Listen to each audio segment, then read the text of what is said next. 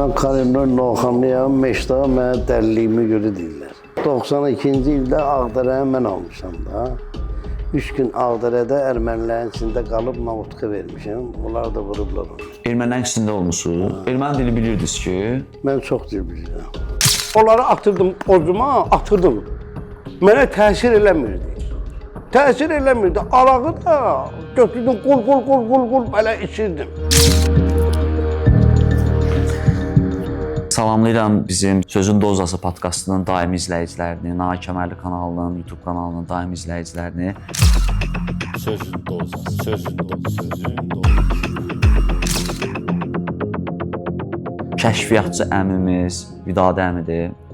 60 yaşı olmasına baxmayaraq, amma mən deyərdim ki, mənlə yaşı oxşursunuz, 40-45. Həqiqətən çox pis, bərbət vəziyyətə gəlib düşür. Böyük, kiçik yoxdur, hörmət yoxdur. Avtobuslarda, metrolarda cavanlar qozalara, qazilərə yer vermirlər hətta. Yəni ki, keçmişdə belə bir şey yox idi. Keçmişdə biz utanardıq, var edən yox. Hansısa bir ağsaqqal bizə bir söz desin də.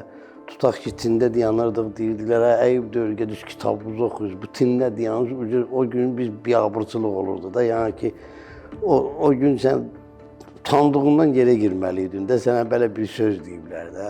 İndi Vidadi əmi, bunlarla bağlı qəşəng danışacağıq. Bir dənə qonaqlarımızı, izləyicilərimizə təqdim eləyərək başa dönərəm. Anar müəllimdir, Vidadi əmi. Reabilitasiya mərkəzinin rəhbəridir. Həm qadınlar üçün müalicə yeridir, həm də kişilər üçün. Sağlam addım. Özü də ki, 20 il bu bəlanın qurbanı olub, narkotikin qurbanı olub.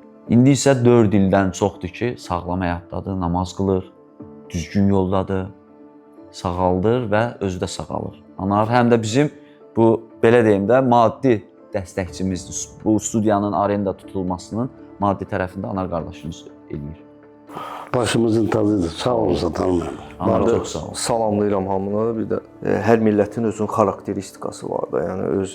Yəni belə kişilərin hal-hazırda, yəni baxıram ki, cəmiyyət gah Avropalaşır, gah Rusiya tərəf, gah Türkiyə tərəf, gah İrana tərəf. Bəli. Amma bizim genetik kişilərimiz var, yetişib. Yəni bunlara daha çox ehtiyac var. Belə insanları dəvə. Mən neçə dəfə burada görmüşəm, yəni studiyasən belə şeylərə fikir versən, çəkilişlərdə ki, yəni unutmasınlar. Yəni bunlar bir məktəbdir. Biz qalmışıq, tartışırıq, gah Türkiyə baxırıq, gah Özbəyə baxırıq, gah Rusa baxırıq, amma belə kişilərin yəni söhbətləri, bunların tutduğu yaşam tərzi, yəni gənclər əslində belə insanların arxasınca müəyyən bir yollar var ki, yəni yaşayışın o fundamentləri var. Polad Alemdar yox, Kurtlar Vadisi yox, bir də Kurtlar Vadisi Real Azərbaycan Vadisi. Biz hal-hazırda Sağlam Addım Reabilitasiya Mərkəzindəyik. Onu da qeyd edeyim ki, Sağlam Addım Reabilitasiya Mərkəzi artıq 3 ildən çoxdur fəaliyyət göstərir və yüzlərlə, minlərlə nəticələri var. Bizdə tək narkomaniya yox, həm qumar, həm də ki, alkoqolizmdən əziyyət çəkən xanımlara da köməklik göstəririk. Mən 13 il narkoman olmuşam. Sağlam Addım Reabilitasiya Mərkəzində sağalmışam. 2 il Sağlam Addım Reabilitasiya Mərkəzində sağalmışam. Artıq 1 ildir burada proqram rəhbəri olaraq çalışıram. Demək istəyirəm ki, sağalma mümkündür, yetər ki, sən istə. Valideynlər bizə müraciət edə bilər, konsultasiya pulsuzdur. Növbəti qonağımız Fidan xanımdır. Siz sağ olun çağırdığınız üçün əvvəlcə onu deyim. Daha sonra isə fitness hələ ki bizim ölkədə təəssüf ki təzə-təzə tanınır. Daha əvvəl çox az qism məşğul olub, əsasda kişilər. Qadınlar arasında ümumiyyətlə yox kimi bir şeydir. Amma son vaxtlar əksinə görürəm ki, qadınlar daha çox maraq göstərməyə başlayır, daha çox yazırlar. Düzdür, sağlamlıqdan daha çox başqa səbəblərə görə də gəlmək istəyənlər çoxdur. Bədən formasını daha göstərişli, daha dəyişkən eləmək üçün. Amma bizdə əsas məqsəd sağlamlığı qoruyaraq bir şey eləməkdir. Ona görə ümid eləyirəm ki, gələcəkdə bu zehniyyət daha çox oturar, bu mental. Hələ təzədir deyə bunlar normaldır. Ən sonunda idmandır. Sağlamlıq da olsa, bədən quruluşu da olsa, yenə də idmandır, pis vərdiş deyil, gözəl bir vərdişdir. Bir gənc, bir cavan oğlan, cavan qız fərqi, niyə pis vərdişin qurbanı olsun? Siqaret, narkotik, içki, niyə ona qurşanır? Səbəb nədir Vidadi əmi? biz gözümüzü açandan biz valideynlərimizdən eşitmişik ki, siz bir ailənin nümayəndəsisiniz. Bayra evdən bayra çıxanda mən gözümü açmışam, görmüşəm atam qapıdan çıxanda anam onu 2 dəfə fırladırdı ki, bir dənə belə dur, bir dənə belə dur, baxım ayaqqabın təmizdir, pencəyin necə oturub. Yəni ki, anama sual verəndə ki, ay mən deyirdi ki, o bizim ailəmizin başçısıdır, ailəmizin nümayəndəsidir. O sabah çıxanda deyər evdə 3 dənə qadın var, nevcəli bu kişiyə baxan yoxdur. Yəni ki, o vaxtı mən tutaq ki, uşaq idim, mən çıxırdım bayra, nəsə nalayiq hərəkət eləyəndə bu mənim ailəmin tərbiyəsinə gəlib çıxırdı. Valideynlərimə gəlib bilərdilər ki, bu nə tərbiyə vermirsən? Mən onda öz valideynimin adını ləkələyirəm də. Biz bayra çıxanda, avtobus, metro, hər yerə biz 4 qardaş olmuşuq da. Mənim anam həmişə deyirdi ki, biz qapıdan çıxanda, deyirdi ki, yadınızdan çıxmasın, sizin evinizdə 2 dənə bacımız var.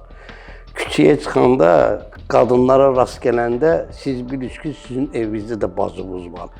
Həmişə deyərdim anama ki, bunu niyə bizə sən həmişə xatırlayırsan da, bir dəfə dedim, deyirdi ki, Allah məsləhət bilsəydi bir dənə qulaq qoyardı, 2 dənə qulaq daha da yaxşı eşidir. Siz bunu sırğa eləyirsiniz qulaqda. Yəni, o dövr, belə dövr idi, siz fikir verirsiniz. O vaxtı qazırolun aparatlar vardı, minlərlə insan bir stəkanda su içirdi, heç kim xəstələnmirdi. Bu, bilirsiniz, insanlar bizim cavanları yıxan, mən həmişə bunu vurğulayıram, o ki, televiziyonu yoxa çıxdı. O nə yıxdı cavanları? Cavanları televiziyaya çıxırlar, belə bir ədəbsiz, belə bir hərəkətsiz, insanlar hamısı istəyir. Qabaqlar mənə deyərdilər ki, uşaqlıqda kim olmaq istəyirdin? O vaxtı desantlı vayska idi, hamımız deyirdi, desantlik olmaq istəyirəm.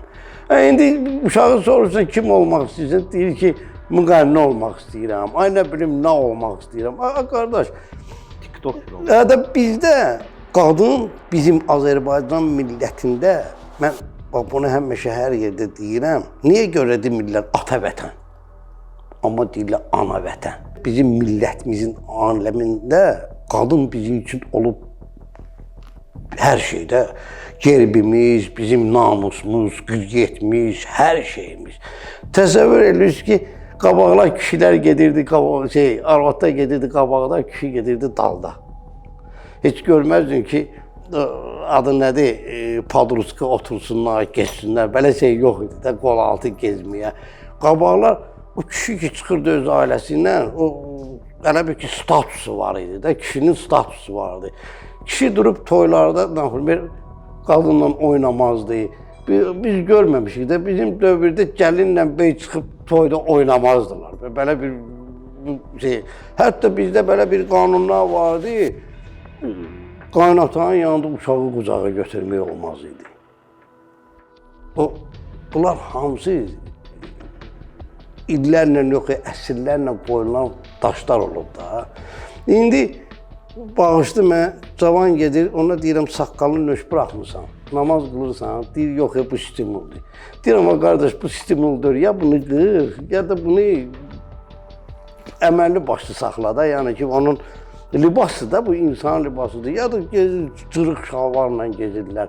Deyirəm, qardaş, qabaqlar biz görmüşük ki, bu kişinin atributu olub da, bu şalvar. Kişi gedərdi o vaxtı, kinoteatrı bilet alanda 2 dənə bilet aldı. Biri papaq üçün, biri özü üçün. Doğrudan.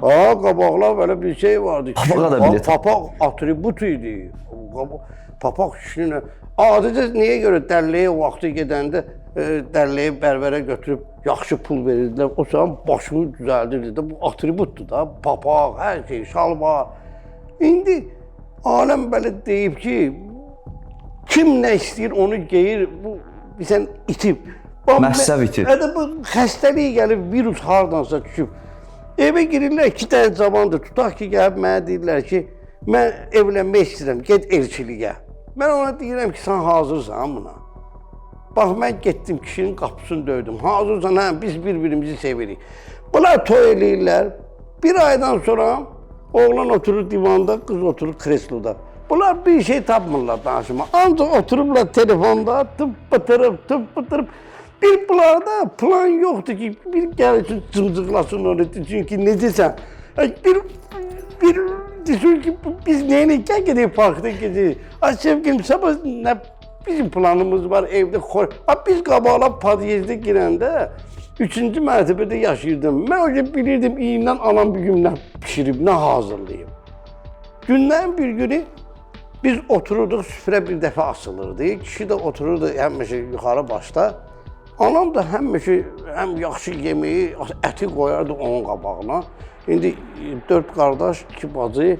Mən də otururdum, baxırdım, deyirdim, bu nə üçün həmişə yaxşı əti qoyur onun qabağına. Mən də durdum anama dedim ki, nə oldu həmişə ona əti qoyursan? Bir dəfə mənim də qabağıma qoydu o ətdən də. Atam başı ilə belə elədi, o əti qoydular qabağıma. Nəsə gördüm, bacılarım, qardaşlarım mənə belə birtər baxdılar, bir düşmən kimi də. Hiss elədim, isti gəldi də mənə belə. Nəsə yedim çörəyimi ora-bura, görürəm heç kim mənə danışdırmır, qardaşlarımla, bacımla.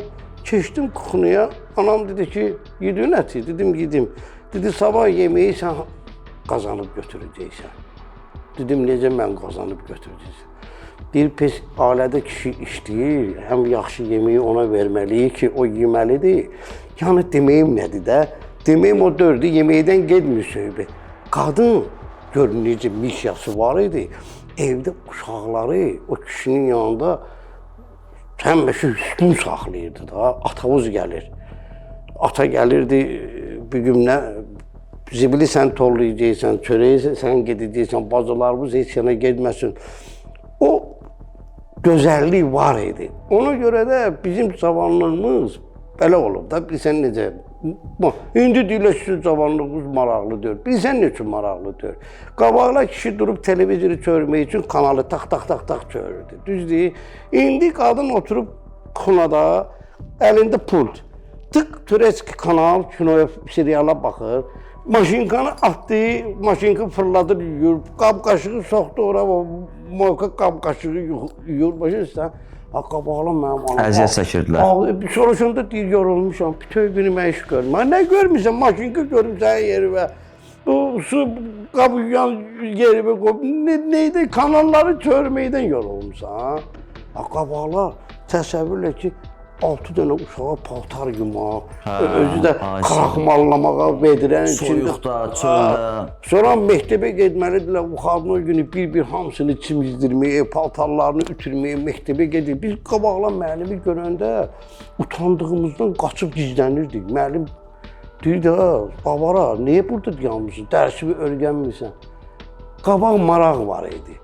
Bax bu, indi cavanlar nə edir? Bax, Qabaq narkoman az idi, yoxsa çox idi? Vallahi mən narkoman, retki eşidərdim ki, kimsə nəşə çəkir, retki. Onu da qız verməzdilər ha. Həzrət Əli Əleyhisselamın bir gözəl kəlamı var. Hörümçək özü hara istəsə qonaq gedə bilər. Kimi qonaq çağırsa tora salar. Balaca sözdür, görünə boyda hikmət var. Bax, narkoman deyirsiniz. 44 gün müharibədən sonra mən çıxdım, televizorda veriliş vardı, mən orada iştirak edirdim. Mən orada dedim, hələ qabaqcan, hələ müharibə qutarmalıydı. Dedim ki, cəmiyyətə əskər balalarımız qayıdacaq. Onlara güclü psixoloqlar lazımdır. Onlarla reabilitasiya sentrlər lazımdır. Allah razı olsun bizim prezidentdən, Mehriban xanımdan. Onlar reabilitasyon sentr açıblar da orada. Orada oturanlar hələ belə maaş alır. Qardaşım, hələ belə maaş büdcənin maaşını alırlar. Bunu ver, o deyirlər çəkməyə ver, çəkməçiyə gör neyindir də. Bu da gül kimi psixoloqlar var da, gül kimi insanlar. O boyda Ali Başkomandan deyir ki, mən üstünlük verdim texnikaya ki, cəmaət qırılmasın. Müharibədə içkin az olsun. Gör, o boyda daxil insan gör. Pulu xərclədi texnikaya. O da biz o genofonu qorudu. Genofon, prezident oturdu genofonu fikirlərlə müharibə başlamayıb ha. Neynədilər? Müharibədən gələnləri hamısını göndərdilər Meşdağıya. Hamısına verdilər psixotrop dərmanlar. Bunlar atdı, sonra durub saxladılar. İndi bu uşağı neynəsin? İndi kimin iradəsi var, çəkindi. Kimin iradəsi yoxdur, keçdi arağa. Arağı içdi, gördü, yox, araq ona təsir eləmir, ağrılar gücləşir. Biri də çıxır bayırdan dedi ki, ala bir dənə bundan problem bu ağrını götürdü. Dur, oturdu, oldu narkoman. Oldu Bir dənə narkoman. olan misal çəkim, üzrü sanda söz. Deməli, bir dəfə oxumuşam, mən statistika ilə Vyetnamla Amerika müharibəsində. İndi bunu elə bir ki, rəqəmi məsəl üçün götürürəm də, müharibədə elə bir 200 min əsgər iştirak edir. Orada da onlara dərmanlar, xüsusi dərmanlar verilib də, yəni soyuqdur, yağışdır, bir də o məsəl üçün çox yağışlı olub da Vyetnam, Amerikanın təbiətinə uyğun gəlmir də döyüşlər vaxtı. Həmin o dərmanlar sonra bunlar qayıdıblar. Müharibədən qayıdandan sonra araşdırıblar, görüblər ki, bunların 30-40% narkoman olur. Yəni ya alkoqolizmlə, ya narkomanla sonradan bir neçə faiz də özünə qəsd edir. Deməli bu nədir? Məsəl üçün insan var ki, bunda asıllıq vardır, xarakterdir. Yəni indi bizim hamımızın dediyimiz iradə. Çox vaxt bir şey olanda iradə ediləndə bunu götürək iradə. Elə insan var ki, bunun iradəsi güclüdür, eləsi var, hamı da eynidir axı. Deməli o qaydanların içində Vidadi müəllim dediyi kimi güclü olanlar qayıda bilir. Amma hamı güclü deyil, güclü olmayanlar da belə bir mənim hal-hazırda yanımda bayaq sizə video göstərdim. Hal-hazırda mənim yanımda qazilər çoxdur. Müharibə iştirakçıları olur. Müalicələr. Bəli, topçular var, uşaqlar. Mən özümü primer götürürəm. Bəli, Beyin daha qapalı düzgün. travmadır. Mən atırdım siduksin. Gördüm təsiri yoxdur ki, ölür. Keçdilər parkapan. O gün mən o siduksin, parkapan, etaminal, skladol, onları atırdım ozuma, atırdım. Mənə təsir eləmirdi. Təsir eləmirdi. Arağı da götürdüm, qul belə içirdim. Sonra gördüm ki, yox, uçuruma gedirəm. Biri də gəlir mənə deyir, ala bunu prob elə, bu ağrını kesici. Allah ölənlərimizə rəhmət, anama dedim, qapını bağladım, buraxma məni də, nəsə olsa beynim oynayır. Bu müharibə sindromudur da, qardaş. Bu səndən aslı deyil, beyin, bizim gözəl aktör var, deyir, müharibəni unutmurlar da, müharibə həmişə beynimizdə yaşayır. Ona görə də gördüm, yox, çarəsi yoxdur, Allah rəhmət eləsin. Həzim Molla var idi, Molla Sabir.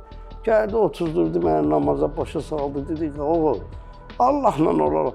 Sonra mən bu namaz gördüm ki, ağrı olmayanda deyirdim, ağa mənə nəsə olub, ağrı. Yəni, insan var, iradəli var da. Amma sözün mənası nədir də? Bu büdcədən bu qədər pul ayırır da dövlətmiş. Düzdür, qardaşım. Bunlar oturublar, ələ-bələ pul alırlar. Reabilitasyon santrə gəlsə, analgin, peritalgin verir. Bir də televizor xod vermə, kondisionerə xod vermə, ona eləmə, xaladinlik açma. Bunu dövlət başçısı tikib ki, insanlara, təkan verək, insanlara yaşadasın. Bu indi kişi oradan, buradan, hardansa nəsə, ona görə bu çirkabdan özü çıxıb axı, bu bilir nədir. Yəni ki, mən dəli olmasam, mən dəlini başa düşmərəm. O mənim sözüm olmayıb. O şey var idi bizdə, həkim rəhmətli. Nə deyir, Ağabək Sultanov. O onun sözü olub da, deyir, mən dəli olmasam, mən dəlini başa düşmərəm. Bir də qanunvericilikdə boşluq var. Boşluq var. Bu narkotik satanlar var ha, onlara versələr ömrülük, qordur. Vermə, mən satmıram bu narkotiki.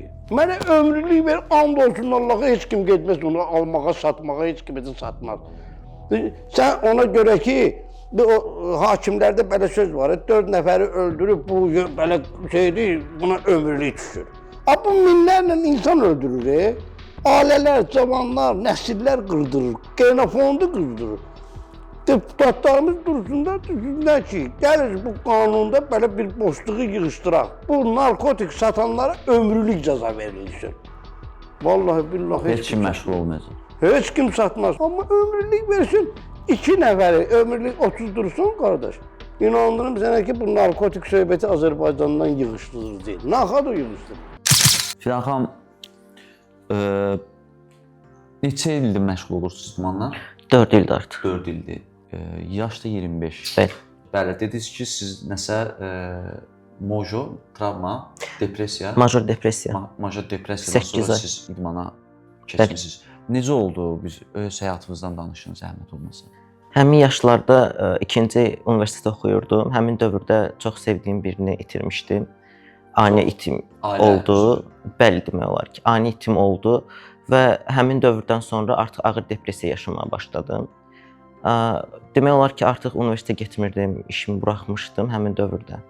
Daha sonra psixoloqlar psixoterapevtlərə yönəltdi. Onlar mənə antidepressanlar yazmağa başlamışdı, amma heç vaxt antidepressan qəbul etməmişəm. Həmişə də qəbul edilməsinə də qarşı olmuşam. Öz dostlarım da qəbul etməyə başlayanda çalışmışam, yayındırım, başqa işlərlə məşğul olsunlar. Mən maraqlandım, soruşdum ki, bəs qəbul etməmək üçün başqa alternativ nə ola bilər? O da mənə dedi ki, fiziki bir işlə məşğul olmalısan. Yəni 24 saat evdə yataraq qurtula bilməzsən, mümkün deyil. Həmin dövrdə dostlarım məni idman zalına çağırıb dəvət etməyə başladılar ki, yəni okey, evdən çıxmırsan, gəl burada vaxt keçir də heç olmasa. Yavaş-yavaş başladım idman zalına getməyə. Artıq həftədə 3 dəfə ilə başladım. Həftədə 5 dəfə, 6 dəfəyə qədər gedirdim. Yəni öz doğum günümdə belə gedib məşq edib sonra gedirdim qeyd etməyə. Elə sonra bir də heç vaxt buraxa bilmədim. Bəli, antidepressan qəbul etməmək üçün başladım. Sonra həyatımın özünə çevrildi. Həm işim oldu. İtirdiyiniz adam kim idi? Bilmək. Dostum idi, çox yaxın bir dostum. Qız dostunuz. Aha. Qız dostunuz. Cavanın yaşında. Bəli, çox gənc idi, ani itim oldu. Maşın qəzası keçirtmişdi. Heç gözləmirdik. Ona görə uşaqlıq dostum. İndi necə artıq alışmısınız da? Əlbəttə aradan illə 6 il keçib arada. Bax, idmanla məşğul oldunuz, artıq belə deyim də, idmanın dibinə getməyə başladınız. Bəli. Məndə də bir xasiyyət var ki, mən bir şey başladımsa ən yaxşısı mən olacam prinsipi var həmişə. 2 dəfə ali təhsil almışam. İkisində də qrupda ən yaxşı mən olacam prinsipindən irəlilədiyimə görə biznes bitirmişəm. Sonra Qərb Universitetində oxumuşam, ixtisas artırım etmişəm. Ona görə kəsrim olmayıb demək olar ki, həmişə stipendiya da almışam dövlətdən. Sonra idmana başlayanda dedim ki, əgər buna başlayıramsa burada da yaxşısı olacağam. Və idman etdiyim dövrdə getdiyim zalların sahibləri mənə məşqçilik təklif eləyirdi. Amma fikirləşirdim ki, mənim heç bir təhsilim yoxdur, tam dərindən bilmirəm. Yalana 2 dənə, 3 dənə hərəkət etdirim, indi çoxunu elətdirdiyi kimi. Sonra deyim, mən məşqçiyəm, elə olmaq istəmirəm. Türkiyədə təhsil aldım bundan bağlı. Fitnesslə bağlı. Bəli, sonra Azərbaycanda təhsil aldım, 2 dənə diplom etdim. Onları bitirdim, artıq tam özümə əmin olandan sonra məşqçiliyə başladım. Bu formada davam edir, hələ də məşqçiyəm. Sonra yarışlara qatıldım, respublika yarışlarına. Kimyada bilsiniz? Demək olar ki, bəli. Öyrənmişəm. Öyrənmisiniz Bəli. Türkiyədə? Yox, onu heç bir tədrisdə yoxdur. Çünki steroid qadağandır istifadəsi əslində. Bizim ölkədə də qadağandır əslində. Satışı da, yəni narkotiklə eyni tutulur. Steroid. Bəli. Ona görə satışı da, istifadəsi də qadağandır. Sadəcə özün istifadə edə bilərsən. Kənara məsləhət görmək ya da ki, bunu cəmiyyətə yaymaq tamamilə qadağandır. Siz eləmisiniz də, amma Özüm etmişəm sadəcə. Bəli. Səsiniz də ona görə batıb, yoxsa səsiniz niyə batıb? Səs təmbiri dəyişir. Tək buna görə deyil, məşqə başlayanda ümumiyyətlə qadın ya da kişi fərq etmir. Müəyyən hormonal dəyişikliklər olur. Bunlardan ən birincisi testosterondur. Testosteron bizim bədənimizin, yəni hormonlar əslində ruhu bədənə birləşdirən vasitədir. Bizdə estradiol çoxdur, testosteron çoxdur. Ona uyğun olaraq qərarlarımız da ona uyğun olaraq veririk əslində. Bizdəki aqressiya, empatiya hissi, yumşaqlıq ya da ki, başqasının yerinə özümüzü qoyub düşünə bilmək, depressiv hisslər, testosteron səviyyəsi yüksək olan kişilərdə depressiyaya yatqınlıq, meyillik çox olur. Testosteron səviyyəsi qalxdıqca bu da sənin səs tellərinə mütləq təsir eləyir. Səs telləri arxaya dartılır çünki və səsin qalınlaşmağa başlayır. Təkcə steroiddən deyil, bu anadan gəlmə, doğuşdan testosteron səviyyəsi yüksək olan qadınların da səs tonları daha tox və qalın olur əslində. Məsələn, kişilərdə isə tam əksinədir. Yüksək dozalarda testosteron istifadə edən kişilərin səsləri qadın kimi olur. Çox incə və tiz səsləri olur. Amma cəmiyyətdə heç vaxt onları demirlər ki, səsin qadına oxşayır. Kişilərə Bəli, deyə bilmirlər də. Qorxur ki, bir dənə qoyacaq, uçacaq. Onların əzələsi biraz böyükdür deyə ona heç nə deyə bilmirlər, təəssüf ki. Bax, gün ərzində sən rejimin necədir? Mənə maraqlıdır. Səhər durursan, yuxuda nə edirsən? Günüm demək olar ki, 7 günüm bir-birinə oxşayır və mən tətilə gedəndə ya da ki, rutinim pozulanda özümü çox pis hiss eləyirəm. Ona görə çalışıram ümumiyyətlə pozmayım, getdiyim yerdə də davam elətdirim. Hər səhər saat 6-nın yarısı 5-də oyanıram, hər gün. Fərqi yoxdur, mənim işim var, yoxsa yoxdur. Səhər oyanıram, 45 dəqiqə mənim kardiom var. Ya çıxıb qaçmalıyam, ya evdə trenajyorlarım var, onunla məşğul oluram. Daha sonra mənim səhər yeməyi saatım var. Səhər yeməyini qəbul eləyirəm. Daha sonra gedirəm məşq saatım var. Onu bitirirəm. Daha sonra dərslərim var, işlərim var, keçdiyim dərslər var, onlayn koçinqlər var, canlı koçinqlər. Onları həll edirəm. Daha sonra axşam bir də məşqim var. Gün ərzində 2-3 dəfə qədər məşq edirəm demək Bu olar. qidalanma nətərdir Fidan? Hamısı qramla, yəni duz, yağ belə qramla. Tərəzi ilə də, hə? Bəli, tərəzi ilə. Əlimdə tərəzi ilə gəzirəm. Su litrlə, yatmaq saat və dəqiqə ilə onu keçmək olmaz. Yəni sosial həyatına çox ciddi təsir göstərir. Dostların harasa gedir, səni o qədər dəvət edilər, sən deyirsən ki, mən saat 11-də yatmaq saatımdır, gələ bilməyəcəm. Onlar da bir müddətdən sonra səni dəvət eləmir artıq. Bilir ki, 11-də yatmaq saatı. Bu idman sənə nə verdi? İdmana məşğul olandan sonra denən nə uğur qazandın, nə əldə elədin, maraqlıdır. Nəyi itirdin və yaxşı? Mən həmişə fikirləşirəm ki, idmanı mənim həyatımdan çəksən, yəqin ki, geriyə çox balaca bir şey qalar. O qədər böyük bir hissəsini təşkil edir. Nə edən, misal üçün, nə əldə elədin? Birincisi mental və fiziki olaraq çox ciddi bir dəyişiklik yaradır. Əsasən də mental. Özgüvən çox fərqli olur. Demək olar ki, əvvəlki həyatımı xatırlayıram. Həmin dövrdə başqa bir Fidan var idi. İndi başqa iki tamam xarakterdir fərqli. Çox sakit, yola gedən, əvvəllər. Əvvəl, aha. Hə, sözünü deməkdən çəkinən. Yəni olur marşrutda keçirsən öz astanovkanı, amma deyə bilmirsən saxla. Gedir harda saxlasa düşüb gedirsən məhcur. İndi çox tamam fərqli. Heç vaxt öz haqqımı qorumaqdan, sözümü deməkdən bir addım belə geri dayanmaram. Sənə özgüvən verir, bu 100%-dir.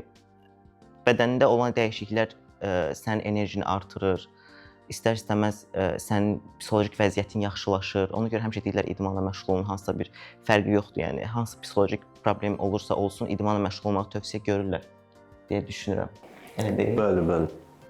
Bəs sizdə idman nəyə əlvinizdən alıb, nə itirmisiniz? Hələ ki, əlimdən aldığı bir şey olmayıb. Əgər səsimlə bağlı deyirsinizsə, məncə bu əlimdən aldığı bir şey yox, sadəcə həyatımda elədiyi bir dəyişkənlikdir. Bu dəyişkənlikdə məndə mənfi olduğunu düşünmürəm. Tam əksinə mənim üçün fərqlilikdir, məni digər insanlardan ayırandır.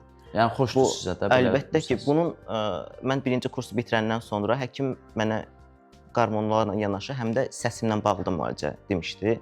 Amma mən səsimlə bağlı olan müalicəni etmədim. Etmək istəmədim. Çünki məncə mən bir də doğulsaydım belə doğulmaq istəyərdim. Hamı həyatda sevdiyi bir şey üçün mütləq nəyisə qurban verir. Heç vaxt heç nə bizə havaydan, heç nədən gəlmir. Yəni ki, əgər bir şey etmək və bacarmaq istəyirsəniz, özdə mən çox hırslı bir insanım. Əgər bir şey istəyirəmsə, yəni gözümü qaraldıram. Mənim üçün artıq nəticələr o qədər də gözümdə olmur. Mən bir şey bacarmaq istəyirəmsə və bir şey əldə eləmək istəyirəmsə, o göz qaralması deyilən bir şey var. O tutulmanı yaşayıram və hər şey edə bilərəm onun uğrunda. Mənim üçün də yəni bu heç bir problem olmayıb, heç vaxt da qüsur da olmayıb. Qüsur insanın içində olur birincisi. İnsana baxanda ilk nəyi görür? Qüsuru görürsənsə, deməli sənin başında problem var. Mən heç vaxt təzə tanış olduğum insanların üzünə baxanda ya da onlarla söhbət edəndə onlara baxıb fikirləşmirəm ki, qaşı əyridir, bunun gözünün biri niyə aşağı baxır, bunun qulağı niyə böyüdür. Həyatım boyu heç vaxt qüsur görməmişəm birinci. Xanımın səsi bu məsələsində çoxdur da, indi Azərbaycanda bu dəqiqə fitnessa. Bəlkə də vizit kartıdır. Bəli, eynən. Mən sizdən tam razıyam. Uğura gedən yoldur. Normal insanlar onu bilirlər, onsuz da normal qarşılayırlar. Deyirlər ki, bu sənin işinin bir hissəsidir və bu belə olmalıdır. Amma o digər kənarda, küncdə diqqətdən kənar qalmış, özünlə bağlı problemləri olan, özünü qəbul eləyə bilməyən insanlar sənə əslində özünə demək istədiyi sözləri sənə səsli şəkildə deyirlər. Sən beləsən, sən eləsən və hətta təhdid mesajları gəlir dur anidən. Bəli, çox burada deyə bilməyəcəyim şeylər gəlir də. Sonra təhqir eləyirlər valideynlərimi, ailəmi heç tanımadıqları halda. Mən kommentləri oxumuşam. Dadəmi Fidan xanımın izləyirəm Instagram səhifəsini. Kommentlərdə səsli video paylaşan kimi yazırlar ki, altında siz transsınız. Hə. Siz transsınız. Yəqin rast gəlmisiniz. Çünki ölkədə o qədər trans var ki və bunu o qədər artıq normallaşdırıblar ki, insanlar hamısına elə yaxınlaşırlar da ki, yəni bu beləsə deməli nəsə fərqlilik var. Başqa cür düşünə bilmirlər. Halbuki mənim səhifəmdə orada mən əxlaqsızlıq təbliğ eləmirəm, içki iç demirəm, narkotik istifadə et demirəm. Yəni sizin pulla ala biləcəyiniz məlumatları mən ödənişsiz şəkildə Bəli, bəli. mən özüm ödəniş eləyib təhsil aldığım müəssisədən öyrəndiyim şeyləri ödənişsiz şəkildə paylaşıram ki, məntiq olsun. Çünki mən bilirəm ki, bu ölkədə fitnesslə bağlı mif çoxdur, məlumat azdır. Və mən istəyirəm ki, düzgün məlumata çatsınlar da. Yəni mən paylaşmasam sən nə bilirsən ki, arıqlamaq üçün sənə defisit lazımdır. Sən elə gedəcəksən, acından öləcəksən, gündə bir dəfə yemək yeyəcəksən, elə biləcəksən ki, arıqlayırsan. Elə bu formada gedəcəksən, qarmovlarını da pozacaqsan, əksinə kilo almağa başlayacaqsan, insulin dirəncin yaranacaq, vitamin çatışmamazlığı yaranacaq, sən elə biləcəksən ki, arıqlayırsan. Yəni mən səndən ödənişsiz məlumat paylaşıram, istəyirəm irəliləyəsən, istəyirəm ki, bu idman növü ölkədə yayılmağa başlasın. Hərdən bir gedirsən məsciddə xutbəyə qulaq asırsan, savadsız bir adam durur, deyir ki, Həzrəti Əleyhissalam durdu, 10.000 qoşunu qırdı, nə bilim, neynədi, zad elədi. Amma bunun izahı var da, izah. İzah ondan şeydir ki, qabaqlar hələ bir ki, 5.000 qoşun bu tərəfdən gəldi, 5.000 qoşun bu tərəfdən gəldi. Bu, nahaq qanı tökməmək üçün 2 dənə olan Lori dilində komandirləri çıxırdı. Kim qalib olurdu, o qoşun ona bəyət eləyirdi. Yəni ki, bunu inanda bilirdin ki, bu qalib gəldi. Amma Hacı Şahin Allah rəhmət etsin. Onun bir dənə danışıqlarında bir var elm, bir var helim. Elm də Helimlə danışır. Üzr istəyirəm. Bu 5 barmaq 5-i birdir. Xeyr. Yox. Sual varsa cavab olmalıdır. Kıfıl varsa açar olmalıdır. Açar olsa bu 5 barmaq 5-i də birdir. Bu elmdir. Yəni bu fantaziya deyil. Bax 5 barmaq 5-i birdir. Allah sözündə 5 hərf var, İslam sözündə 5 hərf var. 124 min peyğəmbər, 4 dənə haqq kitab, alimlər, dünya həm pis adamlar, dünya kasıbı. Bax Allah nə deyir? Deyir mənim dinimi qəbul elə söz. Mən dediyimlə oturub durursuz. Bax səcdə etdilər. Allahu Əkbər. Gördün hamısı bir oldu. Belə bir deyil də. Görsən səcdədə hamısı gördü. Bu elmdir də. Adicə Popov radionu necə inkişaf edib. Görüb müsəlman salavat çörür. Bu da deyir, bu nədir? Rabitədir də bu. Bunlar nə edirlər? Deyir ki, biz salam göndəririk də Peyğəmbərimizə. O fikirləşib görüb ki, ay, dünyanın peykidir. Başa düşdünüz? Adicə, qoca arvadlar, qadınlar gedəndə yaxası açıq olanda mən bu yağlar hiss etdim. Göbək açıq. Və deyirəm, göbək nədir? Sən bu göbəyi niyə açmısan? Ha? Bilmir. Amma göbək ananın əyibidir də. Uşaqlıqda biz hamama gedəndə göbəyi bağlayardıq, qardaşım. Hamısı bilir ki, çıxanda bu damarı bağlayırlar, dügünlüyürlər, qoyurlar burada. Qardaş, sən bunu niyə çıxardıb kiməsə görsədirsən? Bunu görsədəndə sən xəstəlik tutursan. Qabaqla qoca arvadlar qızları vurardı, deyərdi ki, yaxamı bağla. Görmüşsün, uşaqlar dünyaya gəlir, çirifloid davleni, nə bilim, o bursu, bu bursu, bu hamısı neydəndir? Soyuq dəymədən. O da pis neydəndir?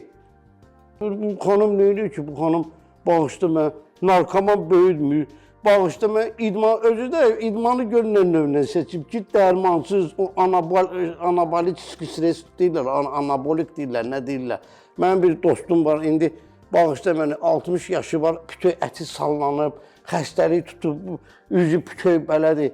O da anabolik atıb ki, zalda məşq eləyib, özü üçün nəsə düzəldirdi, qurtum eləyib, qaldırıb, qalma şişirdi bunu. Mənim 60 yaşım var, mənki hamısı özünkidir. Mənlə eyni işi görən insanlar belə, kişilər ən çox bunu eləyirlər. Fidan testosteron istifadə eləyir, həyatım boyu çox testosteron istifadə etməmişəm. Fidan filan şey istifadə eləyir və s. Yəni, mən artıq onlara cavab da vermirəm. Qəbul eləyirəm, deyirəm ki, yaxşı, sən nə deyirsənsə odur. Yəni, bu artıq təhqiri falan keçir, şər atmağa doğru gedir ki, Fidan onu istifadə eləyir, üstəlik Fidan bunu eləyir və s. Amma sənin çəkdiyin əziyyəti heç kim görmür. Hər həftənin 5 günü 2 saat məşq, ağırlıq məşqi etmək, hər gün o, üstəlik bu biraz pullu idman növüdür də. Sən o Çox, dərmanları almaq, gərək. o yeməyi almaq, yəni bəlkə sən oturub gündə 2 dənə dönər yeyib həyatı qurtarmağa çalışırsan, amma mən yediyim göyərtin tərkibindəki vitamini qədər düşünüb alıram hər şeyi. Səninlə mənim aramda uçurum fərqi var. Sən ancaq oturub orada mənə rəy yaza bilərsən. Sən mənə yaxınlaşa bilməzsən. O qədər olub ki, yolda mən tanımışam mənə mənfi rəy yazan insanı.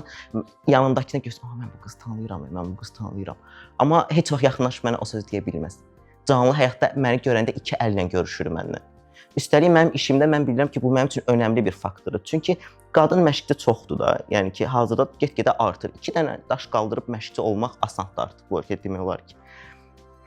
Amma sən orada həmin cəmiyyətin içində sözünü keçirtmək, sənin sözünə dəyər verilməyi başqa leveldir. Bilirsə kişilər üstünlük təşkil edir bu idman növündə və onlar söz daha çox keçir. Yəqin ki, gələcəkdə bu düzələcək, bərabər olaraq ümid edirəm ki. Mən əgər onlarla bir yerdə onlar kimi sözümü keçirtmək, mənim də fikirlərimin önəmsənməyini və mənim fikrimin soruşulmağını istəyirəmsə, mən bu iş üçün hər şeyimi qoymalıyam. Mən yarışmalıyam da. Lazım olsa fədakarlıq eləyib, nə bilim, ailəmlə vaxt keçirməyib, dostlarımla vaxt keçirməyib saat 11-də yatmalıyam da. Lazım olsa mən steroid istifadə də etməliyəm, iynə də vurmalıyam. Nə bilim, bir dəfə yarışdım, olmadı, ikinci dəfə yarışmalıyam, olmadı, üçüncü dəfə yarışmalıyam. Yəni bu həyatda da insan uda da bilər, uduza da bilər. Artıq ondan sonra səni həmin cəmiyyətdə ciddiyə alaraq qəbul edəcəklər və sənin professionallığına şübhə etməyəcəklər. Yəni bir işi görürsənsə, onunla ən yaxşısı olmaq üçün hər şey etməlisən. Zirvə aşağıdan balaca görürsən, amma ora dırmanmaq çətin məsələdir. Ora dırmanandan sonra da aşağı baxmaq rahatdır. Onun üçün Bu idman, məsələn, idman fitness növü gəncləri pis vərdişlərdən, bekarçılıqdan qorumağa kömək eləyir səncə? böyük 100% deyirəm. Mən içki istifadə etmirəm heç demək olar ki, həyatım boyu heç vaxt siqaret çəkməmişəm. Mənə nə qədər desələr də ki, sən siqaret istifadə eləyirsən, ya da ki, siqaret çəkməkdən səsin belə olub, amma həyatım boyu bir dəfə belə siqaret çəkməmişəm. O veyplər var, istifadə etməmişəm, heç vaxt qəlyan çəkməmişəm, heç vaxt narkotik vasitəsi qoxusunu verə bilməməyə istifadə etməmişəm. Spirtli heç nə istifadə etməmişəm. Yəni içdiyim tək şey sudur da, yəni su, kofe, başqa heç bir may. Kolla belə mən 1 ildən çoxdur içmirəm. Həyatımda bir dəfə McDonald's yemişəm. O dərəcə takıntılı bir insanam öz həyatıma qarşı, özümə qarşı, öz disiplinimə qarşı. Çünki özümü sevirəm və özümü hörmət eləyirəm. Nə gəldi yeyən insanların net bir şəkildə özünə və mədəsinə hörməti olmadığını düşünürəm. Və o insanlara mənlə dostluq eləyə bilmərəm heç vaxt. Yəni diqqətli, özünə qarşı diqqət etməyən insanlara. Nə də mən o insanları ciddi alaraq onlara söz danışa bilmərəm. Məni istədiyiniz qədər burada da yargılaya bilərsiniz. Amma reallığı danışacağam da, yalanla burada danışmağa mənası yoxdur. Bir sual verim. Mən məsəl üçün veganamda 3 ildir. Necə münasibət özünə? Bu yemək bəslənmə çeşidləri ümumiyyətlə insanın öz şəxsi məsələsi. Yəni vegan da ola bilərsən, vegetarian da ola bilərsən, tamamilə ətlə də qidalana bilərsən, amma əsas odur ki, sənin bədəninə lazım olan vitamin və minerallar başqa şeylərlə əvəzləyib dəstəkləyə biləsən. Yoxsa sən necə qidalandığın tamamilə sənin öz şəxsi seçimindir. Eyni bu da din kimi bir şeydir də.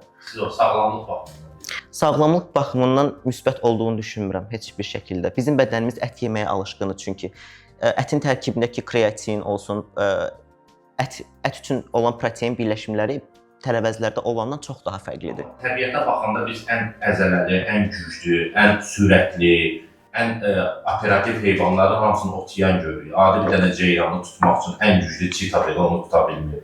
Adi bir dənə biz onun üstünə 3 dənə şir, 4 dənə. Amma aslan ət yeyir. Yox, canavar ət yeyir. Biz onun üstünə amma 3 dənə, 4 dənə şir otlanır. Fil ot yeyir. Məsəl üçün o baxımdan deyirəm. Amma bizim DNT-miz deyə bir şey var da, yəni ki ilk insan yarananda amma necə qidalanıb? Buna baxmaq lazımdır. Əmələ başlayandan sadəcə birinci dəfə qoşulam.